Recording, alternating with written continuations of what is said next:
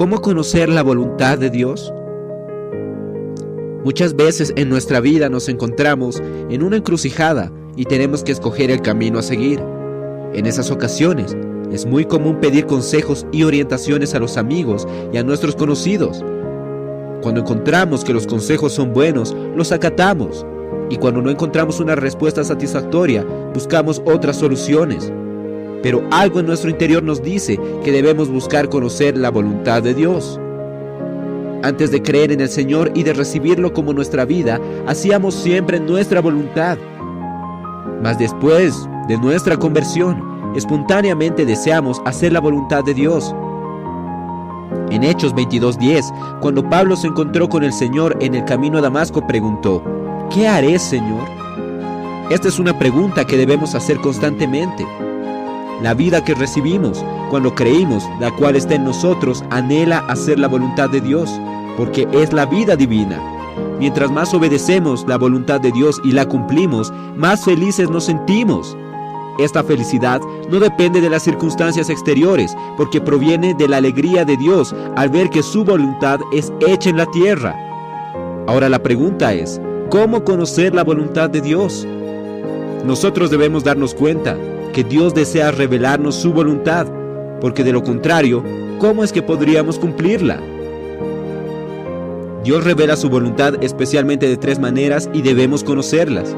La primera es por medio de la Biblia, la segunda por medio de la unción que mora en nosotros y la tercera por medio de las circunstancias.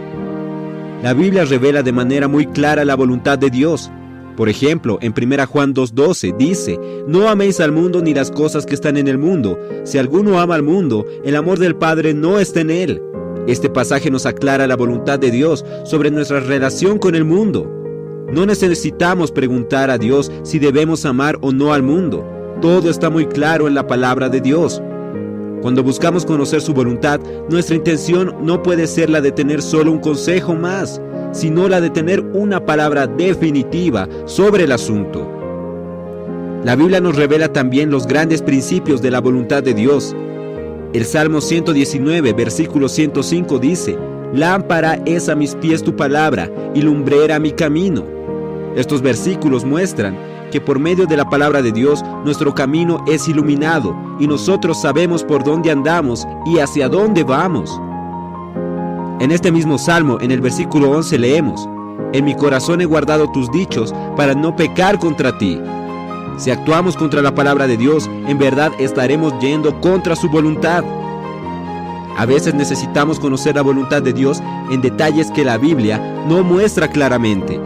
En estos casos, la unción que mora en nosotros representa un papel muy importante. En 1 Juan 2:27 dice: pero la unción que vosotros recibisteis de Él permanece en vosotros, y no tenéis necesidad de que nadie os enseñe, así como la unción misma os enseña todas las cosas, y es verdadera, y no es mentira, según ella os ha enseñado. Permaneced en Él. El Espíritu que está en nosotros nos enseña. Mas el Consolador, el Espíritu Santo, a quien el Padre enviará en mi nombre, Él os recordará todas las cosas y os recordará todo lo que yo os he dicho. Esto lo vemos en Juan 14:26. Por eso debemos aprender a orar al Señor y a sentir la dirección que el Espíritu nos da. El hablar del Espíritu en nuestro interior es manso, así como una paloma. Que el Señor nos enseñe a discernir esa voz interior, pues todos los que son guiados por el Espíritu de Dios, estos son hijos de Dios. Esto lo encontramos en Romanos 8:14. Si es que practicamos esto, tendremos la rica experiencia de conocer a Dios. Sin embargo, otras veces el Señor revela su voluntad por medio de las circunstancias. En Salmos capítulo 32, versículos 8 y 9 dice: te haré entender y te enseñaré el camino en que debes andar. Sobre ti fijaré mis ojos. No seáis como el caballo o como el mulo, sin entendimiento, que han de ser sujetados con cabestro y con freno, porque si no, no se acercan a ti.